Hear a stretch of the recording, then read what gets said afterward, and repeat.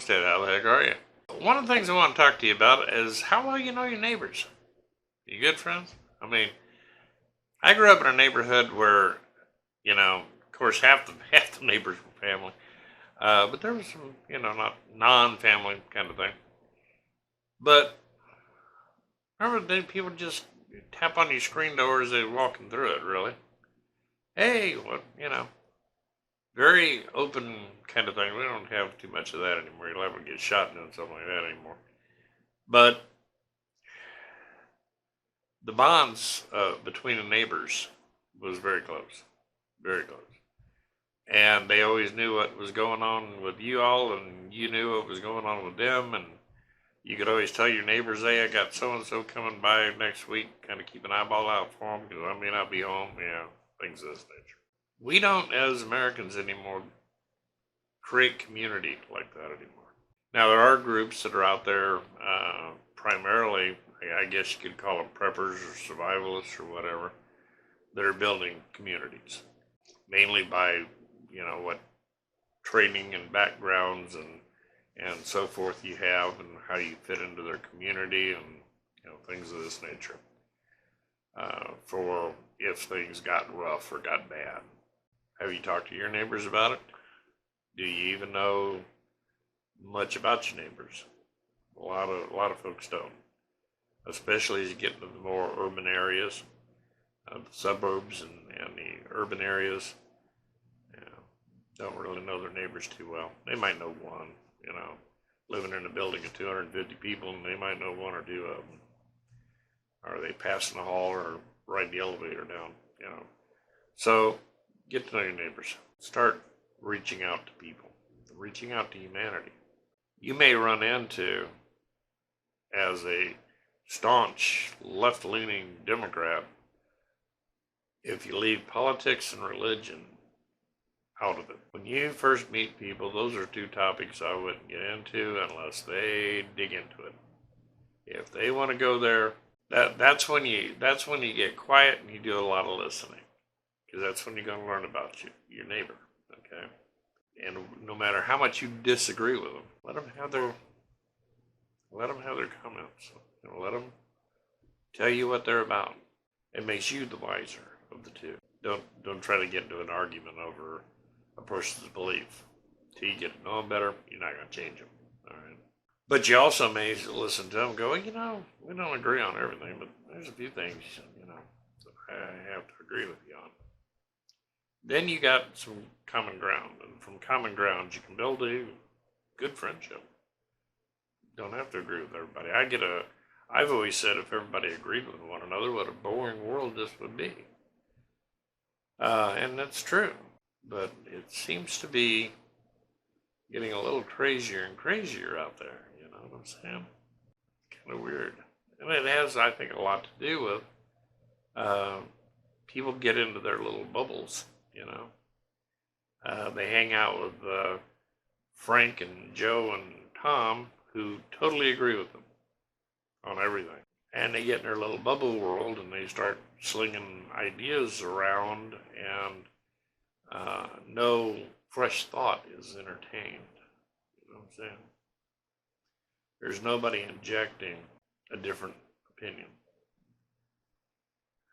I don't care if you think they're stupid. Listen to them.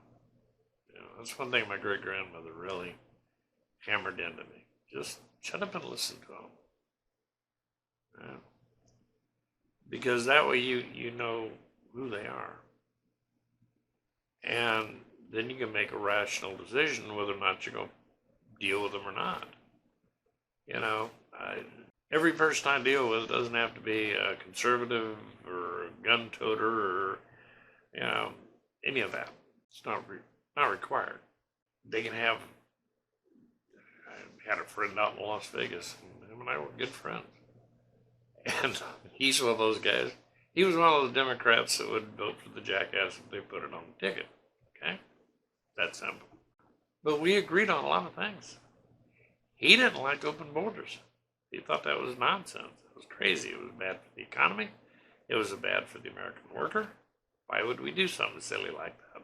Frank's not with us anymore, but I can guarantee you that old man would have been having a heart attack over this latest stuff Biden pulled down there at that southern border.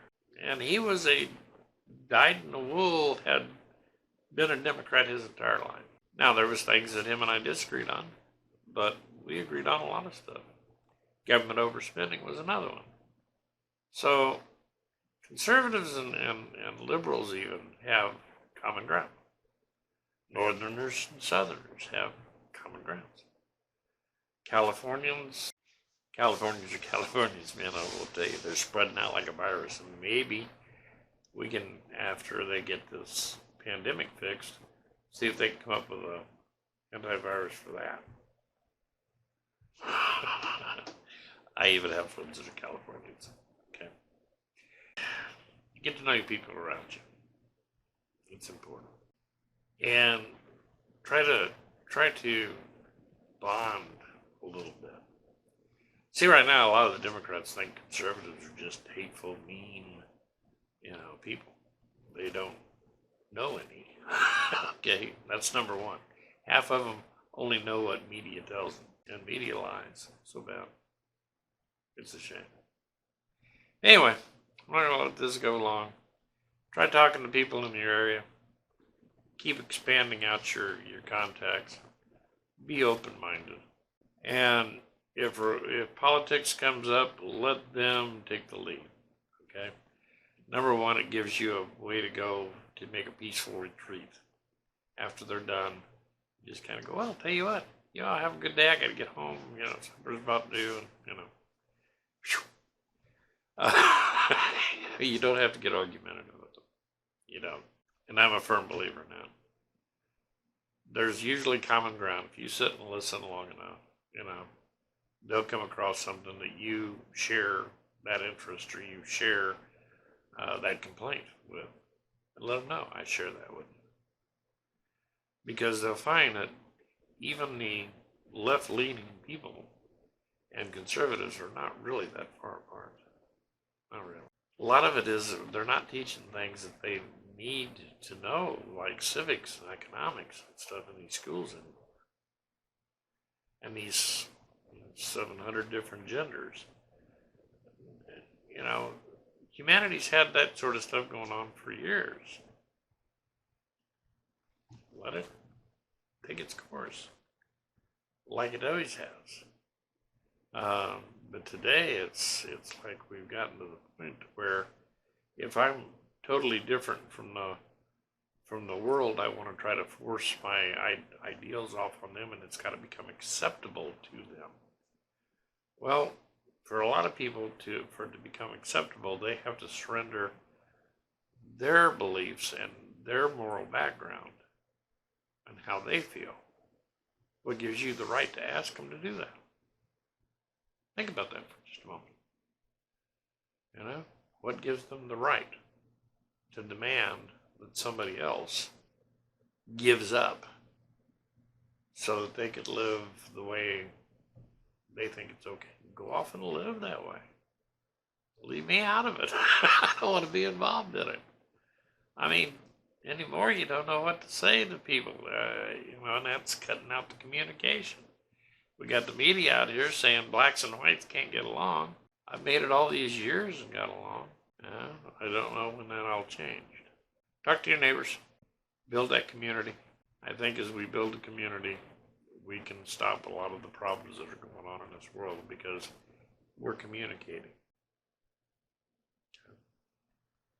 That's a lot of what our problem is. Lack of communication. It's written, Jesse Olmstead. Love you guys. Appreciate you. Have a great rest of the week. I'll talk to you soon.